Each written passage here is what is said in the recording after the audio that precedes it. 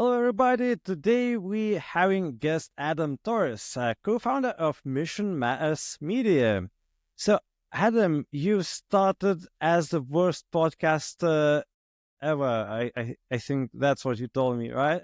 That man, first off, thank you so much for having me on the show. And I know you mentioned that you launched your show somewhat recently, and I'm so happy and I'm so proud that you did that because one of my missions and one of my goals is to inspire other people to create content, to tell their stories, and to really help provide the platform to help others tell their stories. So by you being a host, that gives other people the ability to plug in, to leverage your platform, and also to get their story out there and their message heard, which is one of my passions and my missions.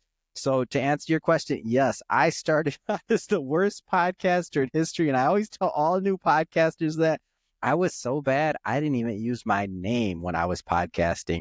I was so bad that I had to do maybe 1,000, 1,500 episodes before I would even be in front of a video camera, because a video camera would come up and I'd be like, you know the saying, a deer in headlights? I would just freeze up.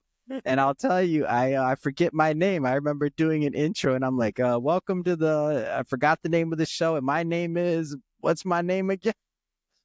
So I tell people, if I can do it, you can do it too, period. You couldn't possibly be worse than I was when I started. Did you had any listeners? My mom, rest in peace. My mom was my big listener. She would tell me, hey, she called me like mijo, like her son in Spanish. She'd be like, she'd say, oh, mijo, that last episode's so good. I'm like, Mom, you didn't listen to it, but thank you. I appreciate the encouragement. I had my mom, not even the other co-founder of this company, Shirag. He would claim he listened to it. I'm like, Shirag, you didn't listen to it. You lie. So to answer your question, no, there were no listeners in the beginning. Yeah, exactly. I feel you. Like we have some friends who say, "Oh yes, we watch it every time." Never. Okay, for your own ego, I'm going to tell you a tip. Never ask them, "What did you like about it? What was your favorite part?" Just take that they're being nice and say thank you. I appreciate it. I got another episode coming. Just like take your common sense and save your ego. Good. Yeah, we'll keep that in mind. That's my big tip for success. Save your ego. Yeah, don't ask stupid questions. That you don't want to know the answer to. That you don't want to know the real answer to. Such is life. Now we're going into philosophy. I'm in. Oh yeah. This is a thing I apply it a lot in my life. Actually, don't ask questions if you don't want to get answers. So do I. Awesome. So you started like that, but now you have quite a lot of episodes done, and also you have not even one podcast, but multiple, right? Mm-hmm. Yes. No, we've been very fortunate, I'll tell you. In the beginning, we had to, just to be upfront, I was begging people to come on this show. Even who was the first person I ever interviewed? The other co-founder, Shirag. I said, if we're Shirag Cigar, I said, hey, if we're doing this thing, man, you're my first interview. Who the first person I'm gonna interview? I don't know what I'm doing. So he's like, all right, I guess so. So that's the first ever interview. And, in the beginning, as I mentioned, we had to beg people to come out. Why? We had no website. We had no brand. We had no, what is this? The host doesn't know what he's doing. It's okay, but just come on. It's okay. So, over a lot of, let's say, maybe some other people learn a little bit faster than myself. Again, if you're listening to this and you're thinking about starting a podcast, do it. It will not take you as long as it took me to get good. It's okay. I learn a little bit slow on some things, so you're fine. But through the course of doing thousands of interviews over time, I practice my craft. I like to call this the sport of podcasting. And the reason I call it is because I think it does take, training. I think it does take time to put into it. Like people go to the gym, you don't expect to, step in the gym day one and bench 400 pounds. You're not going to probably do that. You're not going to, pick up a basketball the first time and just start, raining 3-pointers and all of a sudden you're the best person in the course. It's not going to happen. So when people think, oh, I can talk, oh, I'm friendly, oh, my friends like me, oh, I have a good personality, oh, people told me I should launch a podcast, that doesn't mean when you turn the microphone on that your ability for your personality to come through is going to be automatic. Some people, they can do it automatically, but even those people, they'll get better over time. So even if they started off pretty good, they can get great over time. In my case, I look at it just like sports. So when I'm doing, I track my metrics this year, I'll do between 1,500 and 2,000 episodes, just for context. So for anybody that's kind of doing the math there, it's about 40 years worth of content. And again, I do this full time as a media personality. And so this is my main business. If you're out there and you're podcasting part time, that's unrealistic. You don't need to do that. Like what I'm doing is completely different. You don't want to, and nor do you want to do that. Maybe you're going to burn yourself out. I just happen to find my sport that I enjoy and that I want to be the best that I can be in. But there's levels. And what I love about podcasting is there's a place for everybody. It's a very welcoming community. Whether you want to do one episode a week, that's amazing. Some people might do 2 episodes a month. That's great. The thing about podcasting is this is a marathon. It's not a sprint. So if you think, oh, I'm going to record 100 episodes real quick in a month and then not do anything, it's probably not going to grow. I'm not going to say nobody has. There's got to be an outlier out there somewhere. And if there is, please do me a favor and blow up the comment section on this this video and say, oh, Adam's lying. Do it and then drop a link and show me who did it. And it's okay. I want to learn too. That's the thing about podcasting. We're open to learning. But just kind of rounding it out. So we've been just fortunate. The show's grown. It grows year by year. Last year, we had over 30,000 applications to come on the show. So that's, after 9 years of working pretty hard with our team, and our team has grown year by year. And really, it's a privilege. It's a privilege and it's an honor that people, hey, I'm more shocked. So you said you're shocked at me kind of like, oh, over 6,000 episodes. I'm shocked over 6,000 people wanted to talk to me, especially in the early days. That's the shocking thing. Wow. Impressive. It's a very impressive numbers. Well, nowadays it's a bit easier, I guess, but I think it's another benefit of doing podcasts, at least what I found, is that you meet a lot of very interesting people. I It's agree with that. Awesome networking opportunity. Yeah, I think the networking side of it has been really good. And not to bash any other platforms or anything like that, but YouTube can be kind of mean. The comments, like YouTube people, and it's a different world. Like Instagram can be kind of critical. Like, oh, is the picture perfect? Is it this? Is it that? For me, I have yet to meet a podcaster I don't like. I've been in this business a long time. I've met hundreds of podcasters. I can't think of one I don't like. It's a very welcoming community. Whether you're new, you're a professional, whether you're like, it's just a welcoming community. And generally speaking, at least in my experience, even in the early days, before I had a website, before anybody knew what I did, how I was at episode 1, people were still supportive. And so in the podcast community specifically. So I'm like, I love it. I tell people, man, if you want to start a podcast, do it. So the big question, why? How come you started this? It's, probably not too many people come up with this idea, oh, I'm going to be a podcaster. Yeah, I didn't have that idea. I didn't come up with that idea. Are you kidding me? That's a crazy idea. So it was really just started as something small. Like it wasn't supposed to be, like we didn't know how big this could possibly be. So this was just one of those stories where the other co-founder, Chirag, said, hey, Adam, we got to start a podcast for our media company. Why? Because at this point in time, we are publishing books, and we still publish books. We've published over 400 authors.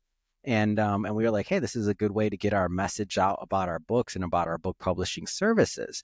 And I was like, Chirag, I ain't doing a podcast. That's stupid. What am I going to do? I don't have time for that. I got to go sell books. I got to run the company. That's the silliest thing I ever heard of. And then he kept bugging me. He's like, no, Adam, let's do a podcast. I'm like, well, you do it. And I'm like, no, he's busy. He's like, no, I can't do it. You do it. I'm like, oh, fine, I'll do it. All right, I'll do it so you can get off my back. So then we launched it. And then, I maybe had a little bit, my background was finance. So I think I was pretty comfortable and I was used to talking to people over the phone. and all of my initial recordings were audio.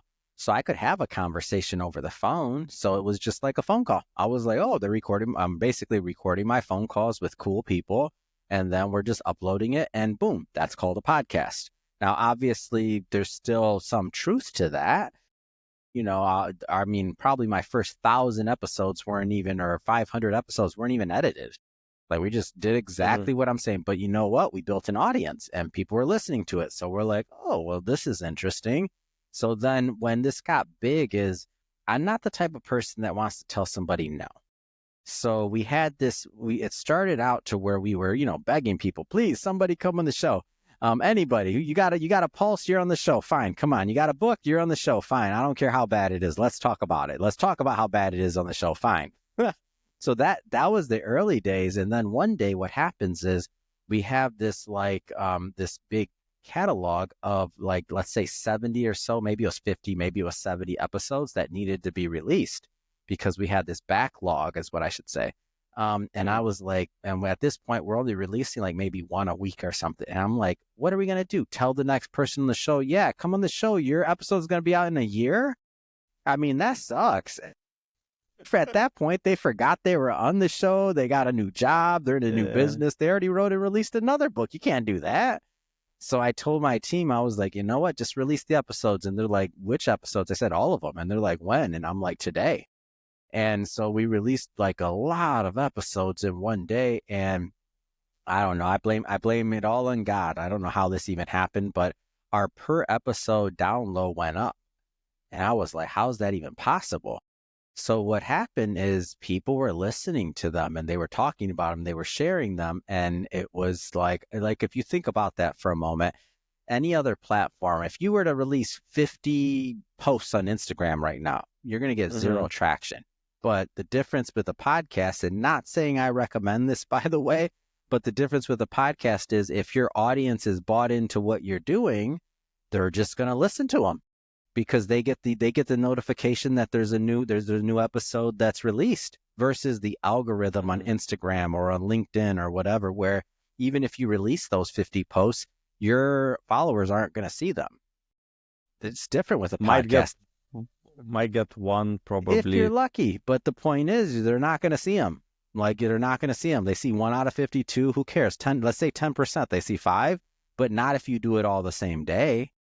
So you're probably not going to see any, and Instagram might even like shadow ban you all of a sudden and say you're spamming, and then you're even more in even more trouble now. Same thing with LinkedIn. If you released, again, to be specific, 50 in a day, like that's not normal user behavior for how the platform's made.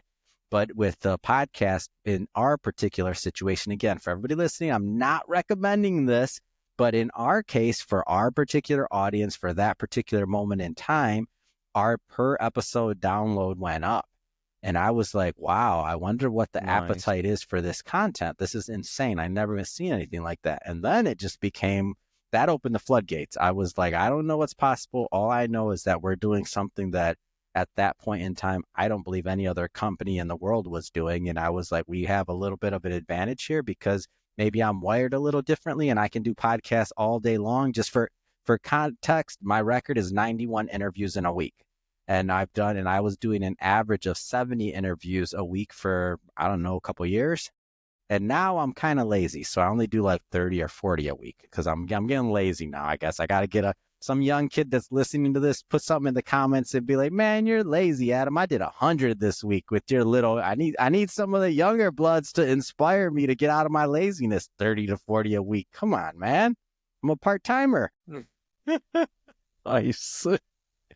It's super impressive. Wow. But so you probably started the podcast to help business, right? That was the first thing. It was just to promo. I'm like, hey, we were trying to sell some books. Hey, bring on and do some social media content, do some branding, just some very basic level things is where it started. So then the business was the main thing, and now you switched. So podcasting sounds like it's dominating now. Well, we have other business lines in the back end. So now during COVID, for example, we started launching shows for other individuals that want to be podcasters. We still publish books. So there's other profit centers on the back of Mission Matters. But what drives us as a company and what our tagline is or our mission statement is that we amplify stories. And what we're really doing is we know that there's such a demand in the market and there's so many people out there with great stories that essentially will never get they'll never get to tell them. Like a lot of these stories go with people to the Hmm. grave. They never share their story, how they built their business, how they won, their failures, their successes. So now our mission and purpose has grown much bigger. And we're really on a crusade to help other people share their stories. Like that's our goal. Whether they're working with our company or not doesn't matter. The reason why I'm on this podcast today is to support you as a podcaster to get the message out there because I want your audience, if I can do my job, I want them to be inspired in their own way. It doesn't even have to be a podcast, whether they create a blog, an Instagram post, something to get out there and to Hmm. share their stories. And if they're inclined, maybe they decide to create something like a podcast like you've graciously done to allow other people to come and share their stories as well, or whatever that platform is. It doesn't have to be a podcast, whatever it is. That's our higher Hmm. purpose and our Hmm. higher mission. And that's how we fulfill and I believe give back some of the blessings that we've been blessed with. Right. And it kind of builds a little bit of a personal branding, I suppose, all those people, coming into those podcasts, Mm-hmm. talking about it and getting a bunch of short videos posted, YouTube Yeah. videos and like LinkedIn reshares, all of that stuff. So it's kind of all circles around, the guest, and it's like, Mm-hmm. building a little bit of visibility for them too. Mm-hmm. And that's the result. To me, the why is to get your story out there, but the result of getting your story out, in my opinion, is everything that you said. And especially the better that somebody gets at telling their story and the more comfortable they are. But even if they never want to build a big personal brand, they don't want to be a media personality, they don't want to do all these things, it doesn't mean that you have to go into it with that thought process. For some people, and I find this pretty often, is that, you just want to leave your story behind for your kids, for your great grandkids. Like if you've never done an interview, like I think about, my mom. My mom passed away pretty early recently, and it was an accident, a natural disaster, so a tornado, unfortunately. And Sorry. my biggest thing that I cherish right now is those interviews that I did of her. It's nothing else because I get to hear her voice. I don't have kids, but one day when I do, I get to say, that was your grandma. They get to hear their grandmother speaks. It's like I wish I had my grandfather. He hasn't been with us for a long time. He lived to be in his mid 90s, like 94, 95, 96, something like that. My grandma too. Man, do you know how much I wish I could play a podcast and hear their voice right now? Didn't exist in that time. So like there's so many layers of what this means that's what I encourage people to think about. That sure, the branding, and I mean I run a personal branding accelerator. Like I've taught hundreds of people how to build personal brands in the media side of things, but not really what I'm talking about here today. But just to let you know, I understand personal branding. I get that, but there's just so much more and so many more layers to the importance of getting out there and sharing your story and the ability to help other people through your story. Sin. Okay, so you mentioned two new things that I would like to touch. So you mentioned books a Mm-hmm. couple times, and now you also mentioned personal branding. So, Yeah. uh, what's up with books? We Oh, started in book publishing. It was when we originally started this company, this was just a little marketing company. I was in finance, so I managed money. I managed a little under $200 million. I was in that business almost 14 years, and I worked really hard. I had a good book, good clients, and originally the reason I brought out a book was because my mentor, his name's Christopher Kai, and he encouraged me, said, Adam, you got to write a book. And I'm like, man, I'm not writing a book. At this point in time, by the way, I was very early in my journey. I didn't understand anything that I've talked about today. Story. I didn't understand legacy. I didn't understand paying it forward. I didn't understand the power of connection. I didn't understand community. I was just not stereotyping for anybody else in that particular community, but I was just a finance guy. Numbers, money and mm-hmm. time, and that's it. So that's it. Money and time and opportunity cost. That's how I lived my life. So when Christopher Kai told me, hey, you got to write a book, I'm like, man, only broke people write books. I don't want to deal with that. I want to sell a $3 item or a five. What's my profit on it? $5? Who cares? I don't care. Like, that's silly. But I listened to my mentors, right? So, so I wrote the book, and then these things started happening. These doors and opportunities started opening, and I started to hear people tell me like, man, Adam, your book really helped me. And I'm like, what? And I thought they were joking. I'm like, come on, that's silly. Like, in my mind, I'm a little skeptical, but people were serious and they were getting value out of my story and my words. And it was like, wow, this is, on the personal level, it was very satisfying, but on just to be able to help people, because I never really focused on that before that. And then on the professional level, I find myself having interesting experiences that I never had before. Like, I mean, I've been on speaking tours as far away as China. Like, nobody was inviting me to Wow. like do these speaking tours and things like that before I had a book. So once I had a book, I like this whole new world was open to me also professionally.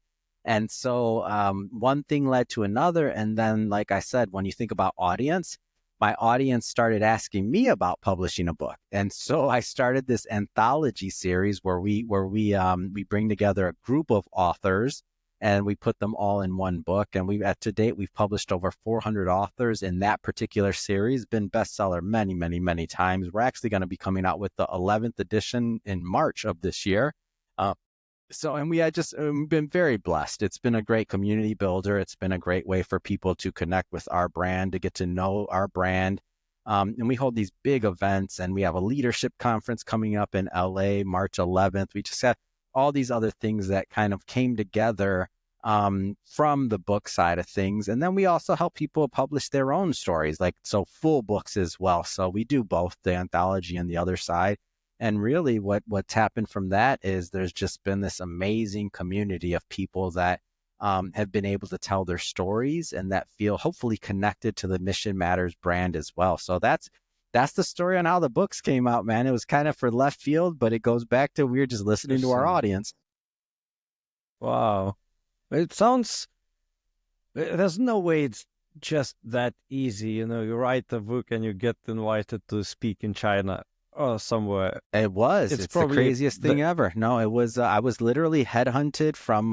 Well, first off, when you say it's that easy, God is running this ship for me. There's a higher power. Whether somebody listening to this believes it or not, okay, that's your business. I'm not judging you. Whatever. Everybody's entitled to their own beliefs. But that was to give you that very specific example. Somebody found me on LinkedIn, and then they cold called me and they said, "Hey, we saw your work and we want to." I'm not saying that if anybody else does that's going to happen for them. I'm not trying to sell anybody that, but that is my story. And if you think about wow. if you think about this entire journey, how silly it sounds, even though it's true and easily verifiable, to me, God's running this ship. Whenever I try to veer or do something or go off course or not live in my calling, it's bumpy. But when I'm like in flow and when I'm doing some things, and I'll give you one big example. I'll give you one huge example. So our original company was called Money Matters.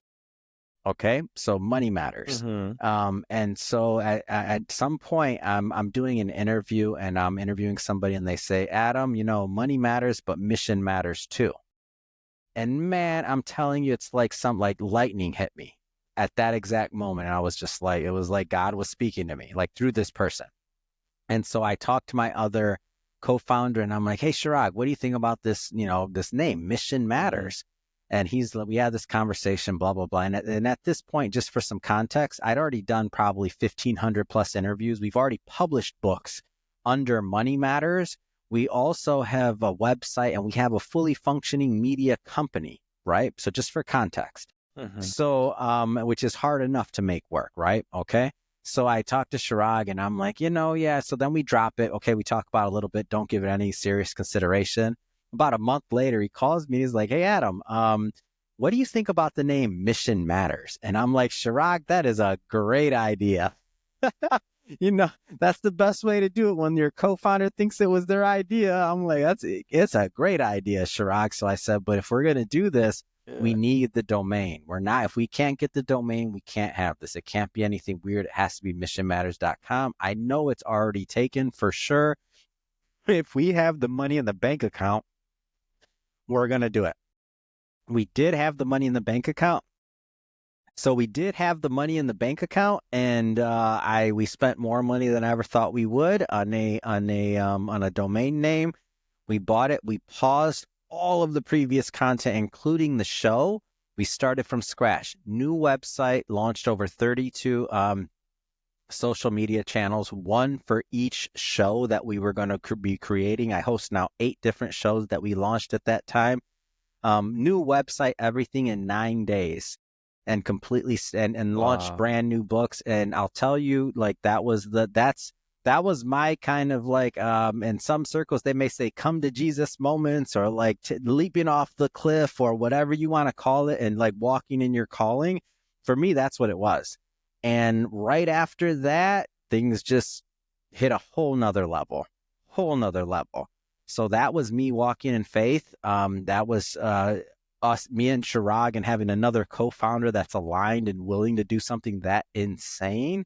And we were rewarded. And I find time after time, when, you take those leaps and you walk in your calling, and you go do things that are maybe uncomfortable and stretch yourself, you can be rewarded. And I see that time after time after time. Now we cover some of the biggest conferences in the world, like the Milken Global Conference, FII Priority. That one, I mean, the president just did the opening keynote. Elon Musk was there, like all the top CEOs, CEO of TikTok, you name it. Eric Schmidt, former CEO of Google, like they're all there. And little baby Mission Matters, there's only a little over 30 of us. I'm not trying to, for everybody watching this, don't start hitting me up thinking I have all this money. Number one, on Instagram, you can follow me, send me some messages on Instagram, ask Adam Torres, connect with me. I'd love to hear from you.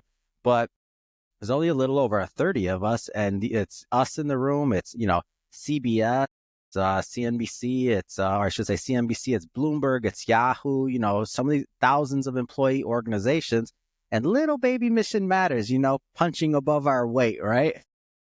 But the goal is, like, that's walking in faith, right? Like, we deserve to be there. We deserve to help get those stories out too. I think also you exposed yourself to the opportunity. A lot of people like doesn't let the opportunity get to them.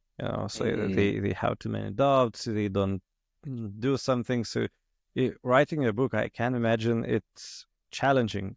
I having those thoughts that I might write it, and then started planning and say, oh man, it takes so much effort to get it done. And like talking to ChatGPT, so how many words should I write in a book? It's like, 80,000. Like, how long it might take? It's like 6 months. 6 months. Yeah, it's like, what would you advise, for somebody who's thinking to do it, but, like having some doubts or maybe fears about it? Yeah, I didn't make it up, but how do you eat an elephant? One bite at a time, right? Like, you got to just, if you really, and so first thing, like you got to set expectations. The first question you have to answer is, why would you write a book? If the answer to that question is powerful enough, like, that's going to be what you refer back to when you're doing that. Like, so for me, my original why was my mentor said I had to do it. And if I didn't, I'm going to look really stupid in front of my mentor. And this is worth me doing because I need more help in what I'm doing. And this person is where I want to be. So I have to listen, or else if I can't do that, then how can I do the next thing? So for me, I was looking at it as a very simple, like, I have to do it because my mentor told me to do it. Like, that was my original why. It wasn't a big one, but it was enough to, like, almost like a homework assignment at school. That was my first book. So it was almost like that. So if you had a homework assignment at school, and not asking, but if you went to college, if you went to something else and your teacher said you had to do it, if that's enough for you to finish your book, you're going to do it. For some people, that might not be enough. Like, that may not be the thing that gets you through it.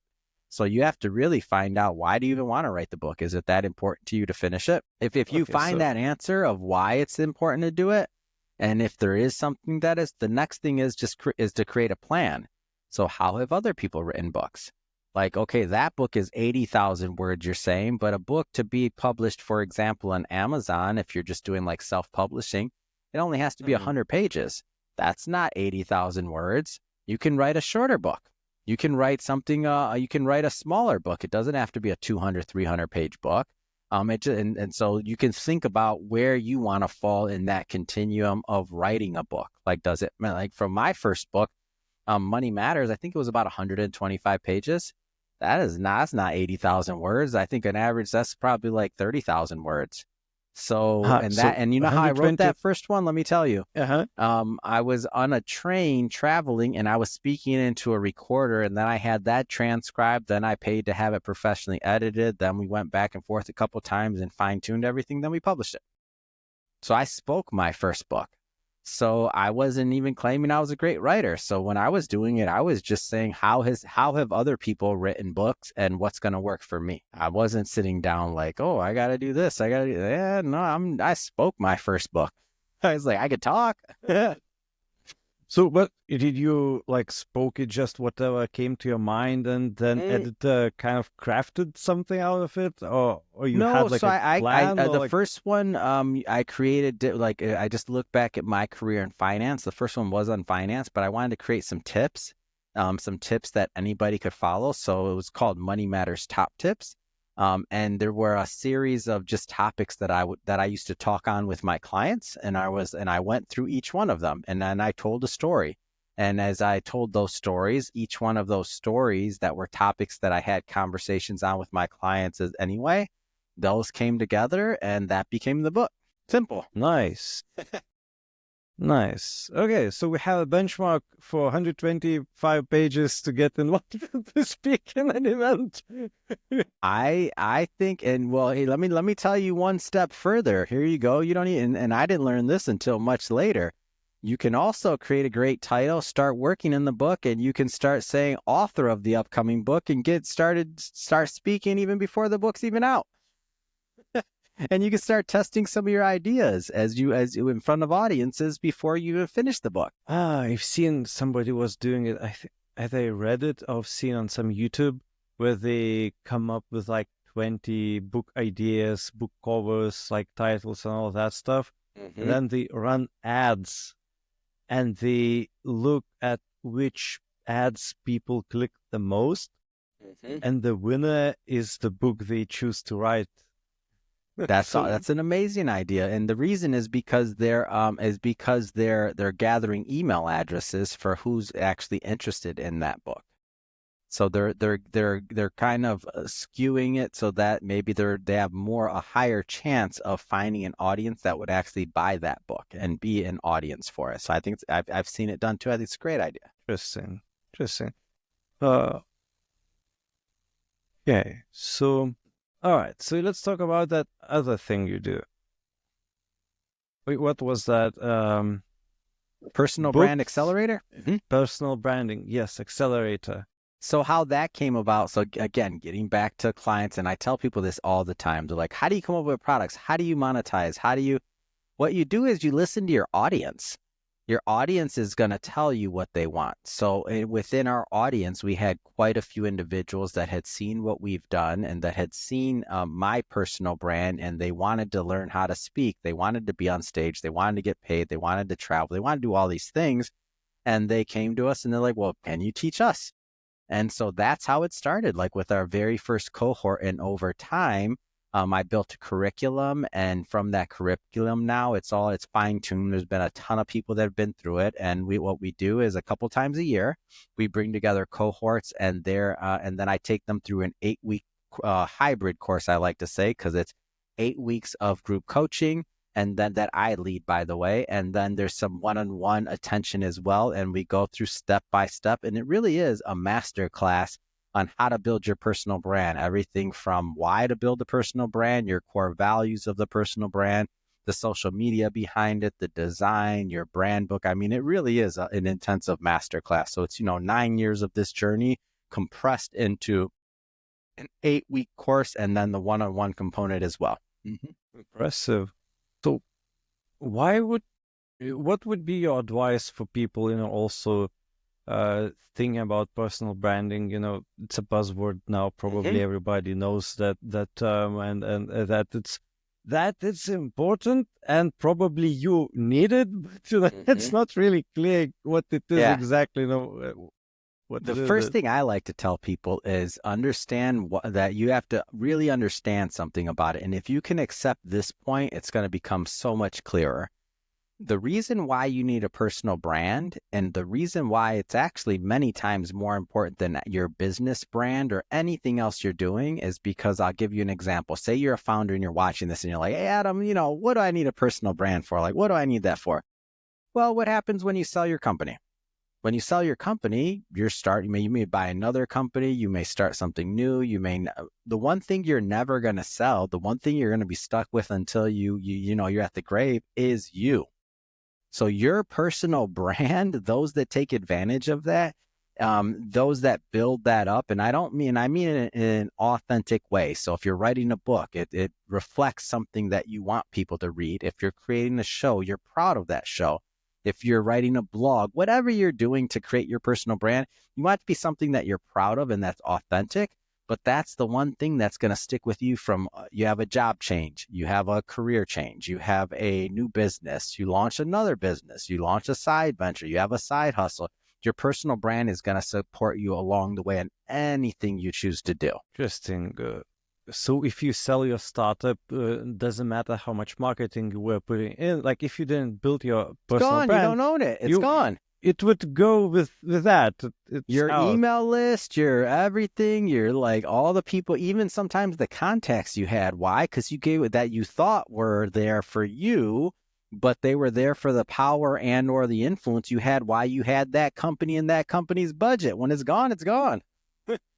It's gone. Even if you have the money, now you're starting over for many people. You're starting over, even if you're starting a new business, a new idea. So now let's play that scenario out a step further.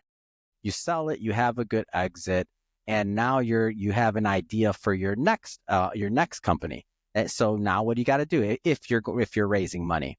You got to start over.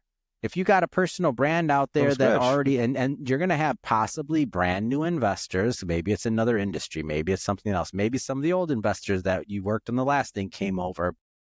One thing's for certain, if you got a strong personal brand and and people can find you and they know, especially with the connectivity of now, if you don't have a strong personal brand, just know that is a personal brand. You can read into it many different ways. Some people could say you don't care. Some people could say you're out of tune. Some people could say that you're disconnected in your field, especially if you're in tech. You're in tech and you don't have a personal brand, but I'm going to trust you with you know what I mean? Like you understand the importance of connectivity. You're in tech, you're a founder in tech, but you don't have a personal brand. And when we Google you, you're a ghost. And now that versus somebody else, assuming, and again, when I say assuming all things are equal, nothing's ever all equal, but assuming all things are equal, assuming that there's, a certain amount of money going to each thing, who are you going to go with? It's probably the person that you feel you know better. It's probably the person that you Google. It's probably the person that you were at a conference and you saw them speak. It's probably the person that you're like, oh, I read their book. It's probably the person that you go on Instagram and you're like, oh, I seen some of the content they do. I like this guy. What? He's starting another company? I didn't even know he exited the last one. That's probably who's gaining traction in their business. Right. Hey, I even have like a small example. I know there was a guy on Reddit. He was like really well known among developers. Yeah. And he came up with idea to create remote job site.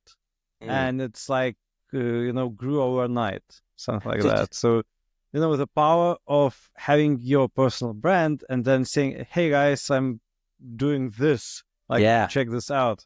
And you basically immediately have some audience already, some users, people going there. And if you do not have anything like personal brand, nobody knows you and nobody follows. If then he's just another guy that says, hey, I have this idea, right? And 10, 20 million other people with the same idea. So that's the point. Your personal brand differentiates you and it showcases you. And especially if you're somebody that's already done something.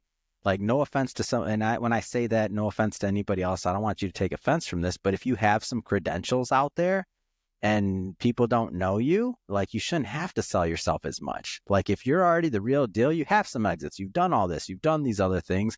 Why make it hard for people to understand that you're the real deal? Don't make it hard for them. Make it easier. Then guess what happens? You get more opportunities. Like why? Like sometimes the best opportunities don't go to the most qualified person. They go to the best person with the best marketing. Who's the best known? Not Someone necessarily the best who, person for the job. uh, because somebody who is hiring or buying have seen you enough There you times go. on LinkedIn There you or go. It's somewhere not, else, and they and if we move that from, and this is what I like to do, so that we could probably agree on, and if we move that from that, and if we think of ourselves more like a commodity, I mean like a literally a product on the shelf, what sells the best on most shelves? It's not usually the cheapest. It's not usually the best product. Period.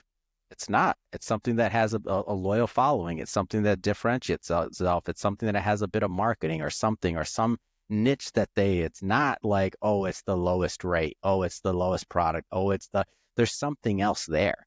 So if you think of yourself as a commodity and a product on the shelf, if you're not even in the game and you're on the back of the shelf, just some dull other person, man, not woman, even this in the age, shop. this versus the person that's at least, they're at least washing themselves up a little bit, put a little color on that label, do something. Like who's getting picked off the shelf first? Yeah, of course. I think uh, so. From my perspective, what might seem hard is how do you make yourself into a brand, whom you should be, because you might have like people who you admire Mm-hmm. and follow yourself, and then, oh, this guy talks really well.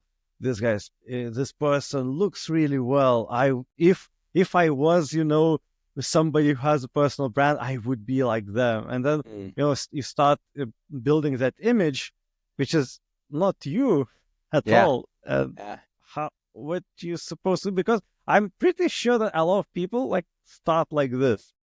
Mhm. I agree with that. And one of the things we go through in the accelerator, so there's different modules, but one of them is you got to define your core values. Like this is all about defining yourself and getting to your authentic place of who you are. Like, so what many people do is they kind of skip the groundwork. So they're building this house, but they have no foundation. So then they just start going around and they're like copying people or they're trying to figure stuff out or they're just, but really, or they start creating all this content, but they don't even know who they are. They don't even understand. So we have a whole section in the beginning, which is defining your core values. And like, why are you even doing this? Like, what are some of the things you stand for? Like, what's interesting to you?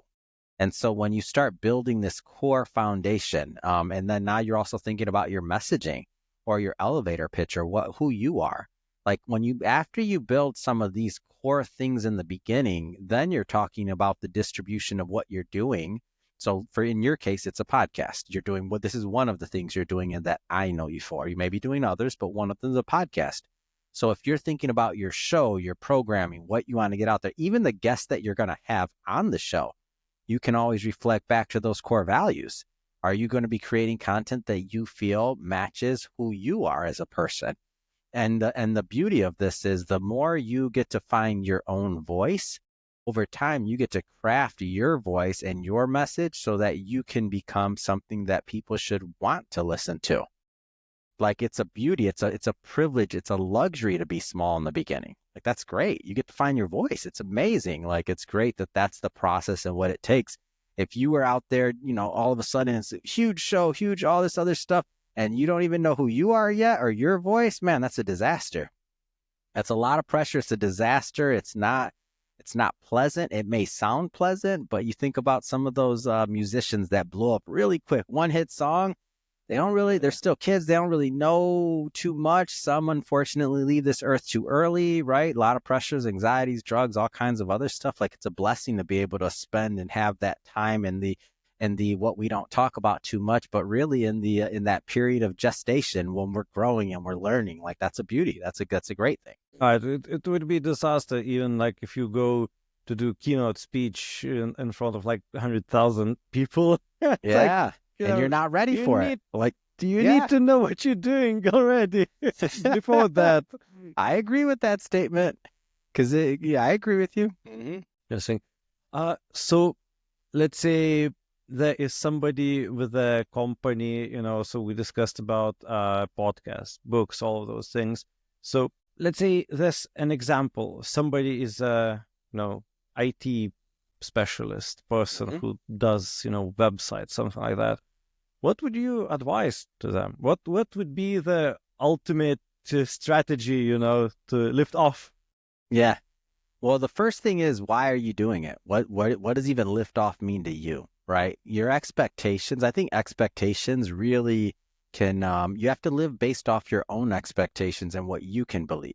Like if you're starting a show, like what is a meaningful reasons that you would start a show? Let's just use that as an example. So first, you have to understand like what's the expectation? What's the point? How do you gauge whether this is successful or not?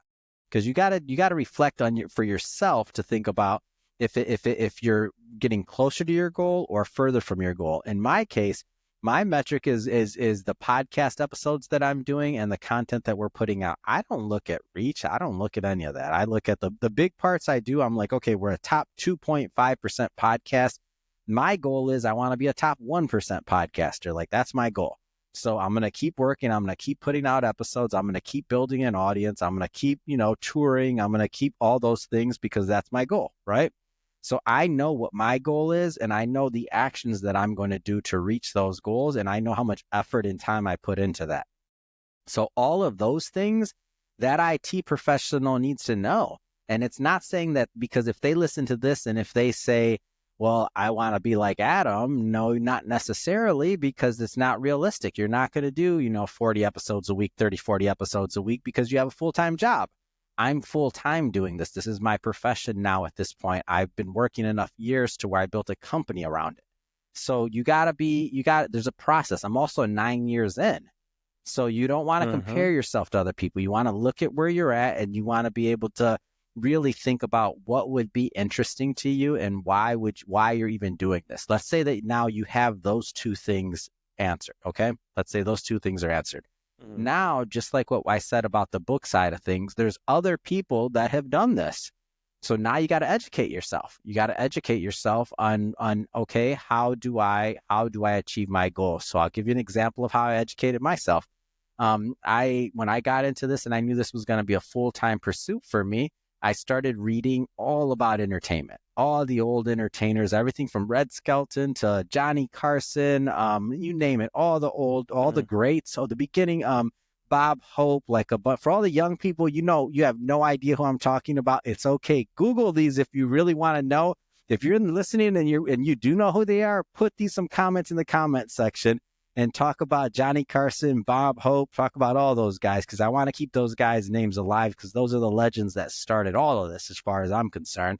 So I went back and I educated myself. I studied. I went through and I took it just like when I was in finance. When I was in finance, I had my Series 6, my Series 7, my 63. I had my CFP. I had my insurance license. You name the license, I had it. So what does that mean? That means I was consuming upwards of 5,000 pages of content to get all those licenses, probably north of 10,000 pages of content, and who knows how many exams and tests to do that. So for me, I knew I wanted to be a professional. What did I do? I'm still in the process of studying all of entertainment. Not a little bit, not one book, not this or that, all of entertainment. I want to know all the models. I want to know all the best that have ever done this business. And I want to figure out how I can operate with my skill set and in this business to be as good as I possibly can be. So that's when I say, when you study and when you think about where you want to be, that might sound extreme for some people. They're like, what do I want to do that? I just want to put out some episodes and have some fun. That's okay. But write that down. So that when you do put out some episodes and it's for fun, you're not quitting and you're not getting down on yourself because you're like, my show's not growing. You said this was just for fun. It's okay. It doesn't have to grow quickly. Like, this is definitely in the podcast space.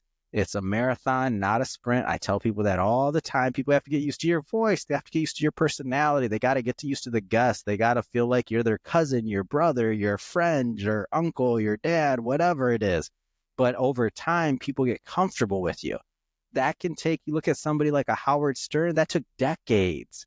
People have been listening to him for decades.